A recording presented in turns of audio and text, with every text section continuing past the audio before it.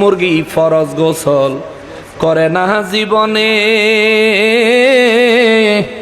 ওই মুরগির ডিম খাও মোল্লা কোন খোদার বিধানে রে, সাট গায়া ফাট গায়া মোল্লা রে।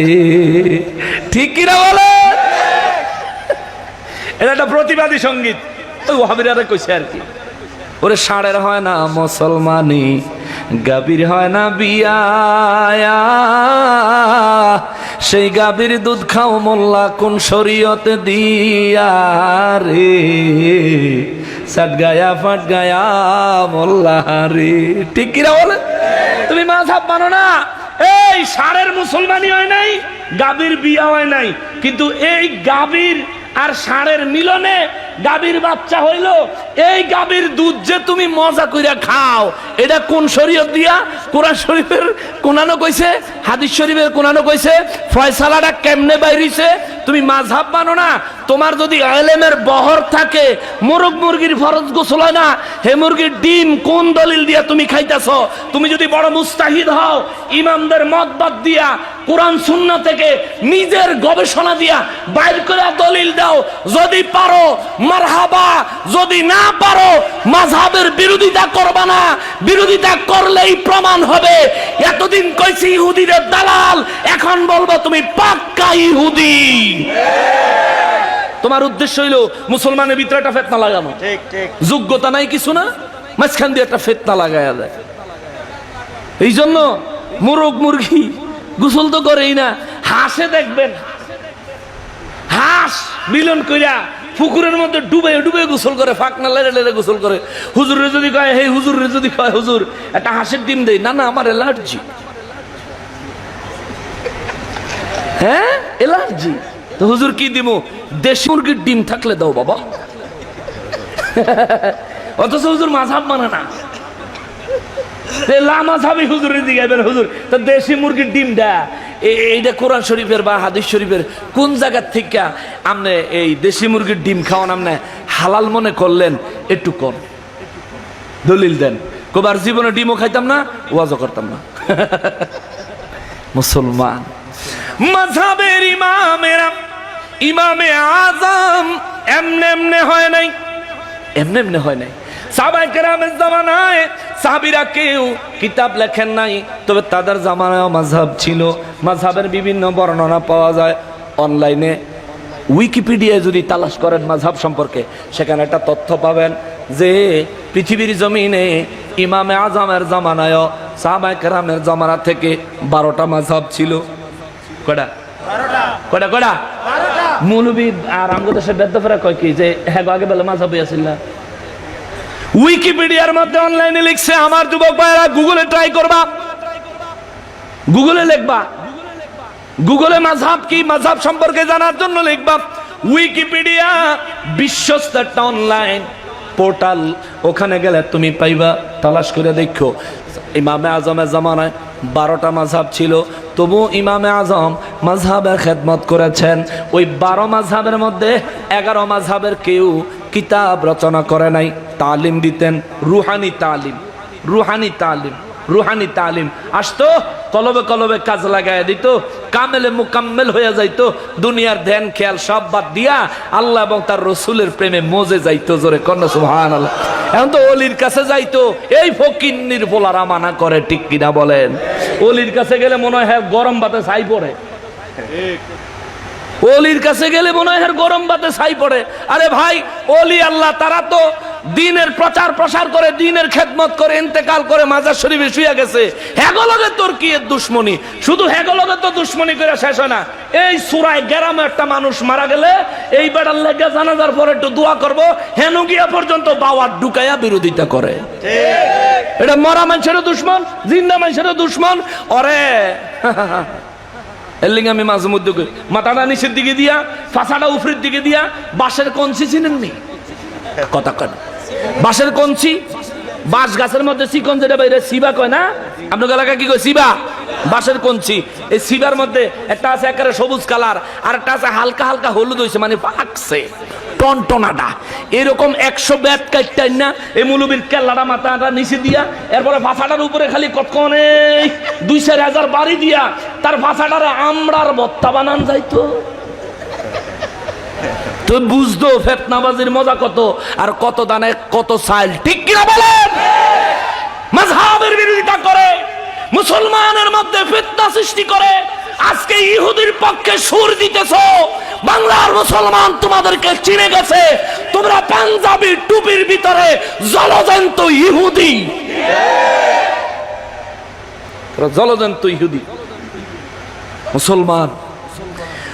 নবী আমার রহমাতুল লিল আলামিনের প্রিয় উম্মত তাবেঈন ইমামে আজমকে তুমি মানতে চাও না? মদিনা শরীফে যায় দেখো, মসজিদে নববী শরীফে আবু হানিফা নাম লেখা আছে। জোরে কয় না রে, আরো জোরে কর না। মসজিদে নববী শরীফে সাহাবায়ে কেরামের নাম আছে, বহু সাহাবায়ে কেরামের নাম আছে। তার মধ্যে দেখবেন আবু হানিফা, ইমাম আবু হানিফা, আবু হানিফা রহমতুল্লাহ আলাইহির নামটাও সেখানে আছে। জোরে কর না সুবহানাল্লাহ। তুমি কার বিরোধিতা করো? তোমার আক্কল আসেনি? হে মিয়া, তোমার আক্কল আসেনি? তুমি কি ভাত খাও নাকি অন্য কিছু খাও? কোন বিবেকে তুমি বললা তোমার বাপ মাযহাবী, তোমার দাদা মাযহাবী? তুমি যেই কিতাব পড়ে তুমি ফতোয়া দাও, মাযহাব বানানো লাগতো না? ইমাম বুখারী মাযহাবী, ইমাম মুসলিম মাযহাবী, ইমাম তিরমিজি মাযহাবী, ইমাম নাসাই মাযহাবী, ইমাম আবু দাউদ মাযহাবী। আরে সব মাযহাবী। তুমি যদি অতলা বড় পণ্ডিত হও তাহলে আমি বলবো এই মাযহাবী ইমামগুলো লেখা হাদিসের কিতাব বাদ দিয়া তুই ফকির নির্ভূতে নবীর সাহাবীদের থেকে একটা হাদিস কালেকশন করছ, এটা দলিল দেখাইতে না পারলে লম্বা লম্বা কথা কবি না। বাংলার জমিনে ফিতনাবাজ ইহুদি দালালদেরটাই হবে না, ঠিক কিনা বলেন? মাযহাবী ইমামদের কিতাব পড়া এটার থেকে দলিল দেয়। কয়দিন আগে আমার একজন ফোন করে কইছিল, হুজুর এই ঈদ মিলাদুন নবী আপনারা যেমন পালন করেন এটা তো বেদাত। এটা কি বেদাত? আমি বললাম ভাই এই যে বেদাত শব্দটা আপনি কই পাইছেন? বিদআত এই শব্দটা আপনি কোথায় পাইছেন? কেন হুজুর অনেক কিতাব হইতে আছে। আমি আপনি কি আলেম নেই? কয় জি। আমি তাই আলেম হলে বলেন না কোন কিতাবে পাইছেন? কয় হুজুর আকাইদে নসফির ভিতরে পাইছি। কোথায়? আকাইদে নসফি, এটা আকীদার বড় একটা কিতাব। তো আমি কইলাম ভাই আকাইদে নসফির ভিতরে আপনি বেদাত শব্দ পাইছেন? কয় জি। আমি বললাম ভাই এই আকাইদে নসফি কিতাব নবীর জমানায় ছিল? সাহাবায়ে কেরামের জমানায় ছিল? কয় না। আমি কই আকাইদে নসফি কিতাবটা হইতো বেদাত। আপনি বেদাতের ভিত্তিতে বেদাত বার করছেন, মিলাদুন নবীর বিরুদ্ধে ফতোয়া দিতেন, আপনি দি বলদ। বেচারা লাজবাব হয়ে গেছে। আমি বললাম মিলাদুন নবী বেদাত, আকাইদে নসফে দিয়া বেদাতের ফতোয়া দিবেন পরে। আকাইদে নসফি বেদাত না, আগে এটা প্রমাণ করেন, এরপরে আপনি বেদাতের ফতোয়া দিলে মানবো। আপনি বেদাত কিতাবের ভিত্তিতে মিলাদুন নবীর বেদাত এই ফতুয়া বাইর করে দিবেন, আপনার ফতুয়া মানে কেডা, ঠিক কিনা বলে? মুসলমান শুধু শুধু ফিতনাবাজি করে, শুধু শুধু ফিতনাবাজি করে। আমাদের মধ্যে যারা প্রতিবাদ করে, এই সমস্ত ফিতনাবাজদের প্রতিবাদ করে, আমরা তাদের সাহায্যে সবসময় সোচ্চার থাকা দরকার। এটা আমাদের ঈমানি দায়িত্ব। প্রত্যেকে নিজের জায়গা থেকে সোচ্চার থাকবে। মুসলমানেরা রে, আমার পেয়ারা নবীর উম্মতেরা রে, বলতেছিলাম অনেক লম্বা একটা বিষয় দিছে। এবার 8 দিনের ওয়াজ দিছে একসাথে আমাদের। এত ওয়াজ কত কেমনে করে একজনের মানুষে? 3 জনের 3টা দিত, একজনের দিত মাযহাব কি? প্রথম পাইছি তো আপনাকে প্রথম পাইছি, আপনি ঠান্ডা মাথা করেন। কলজাটা ফানা ফানা হয়ে যেতেছে। আপনাদের কষ্ট হচ্ছে বাবা? আচ্ছা, আল্লাহ কবুল করুক। জোরে বলেন আমিন। ইমামে আজম কোন সমস্যায় পড়লে কোরআন শরীফে ফয়সালা খুঁজতেন, হাদিস শরীফে ফয়সালা খুঁজতেন, না পাইলে মজলিসের মধ্যে প্রশ্নটা উঠাইতেন। উঠানোর পরে ইমামে আজমের কত সুন্দর সিস্টেম ছিল। সবার কাছ থেকে বক্তব্য শুনতেন, সবাই বক্তব্য দিতেন। সবার বক্তব্য দেওয়া শেষ হইলে ইমামে আজম নিজে সবার বক্তব্যের আলোকে এবং নিজের গভীর গবেষণার থেকে তিনি একটা ফয়সালা দিতেন, সবাই গ্রহণ করতেন, ওইটা লিখে রাখতেন ফিকহুল আকবারে। জোরে কর্না সুবহানাল্লাহ। কত সুন্দর ফয়সালা। 20,000 মাসালার ফয়সালা যে সেই জামানায় করে দিয়ে গেছে 80 হিজরিতে। 80 হিজরি আজকের থেকে প্রায় 1400 বছর আগে। এখন 1400 কত? 45 না 46? 45। 1445 সাল। তাহলে এই 1365 বছর আগে, সুবহানাল্লাহ করনা, 1365 বছর আগে যে ব্যক্তি গবেষণা করলো কোরআন হাদিস নিয়ে, ওই ব্যক্তির গবেষণার কোনো দাম নাই। তোমার ইহুদির দালাল, লাল রুমালওয়ালা, গুমটাওয়ালা, এই হুজুরের দাম তোমার ওই ইমামের থেকে বেশি। ভাই তোমার আকলে গুনে ধরছে, গুনে গুনে, ঠিক কিনা বলেন? পরিবর্তন হও ভাই, পরিবর্তন। তোমার লাগে আমার কোনো দুশ্মনী নাই। তুমি যে মাযহাব মানো না তাও কোনো দুশ্মনী নাই। তুমি মাযহাব মানলে মানো, না মানলে না মানো। তুমি জান্নাতে গেলে যাও, জাহান্নামে গেলে যাও, আমার কিচ্ছু আসে যায় না। আমার কাজ হইলো হক তোমার সামনে তুলে ধরবো। তোমার কাজ হইলো বিচার বিশ্লেষণ করে মন চাইলে গ্রহণ করো, না মন চাইলে নাই। তোমার হিসেব তুমি দিবা, আমার হিসেব আমি দিমু। ওয়ালা তাজির ওয়াজিরাতুম উযরা উখরা।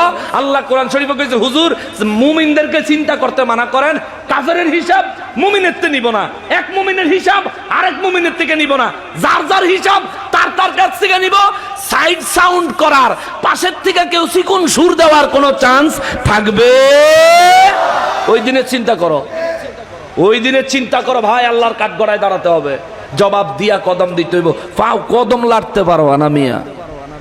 জমিনে তো ফাইন নিচে গরম কিছু বললে তুমি লাভ দাও, কেন লাভ দেওয়ার কোনো চান্স, কোনো চান্স না।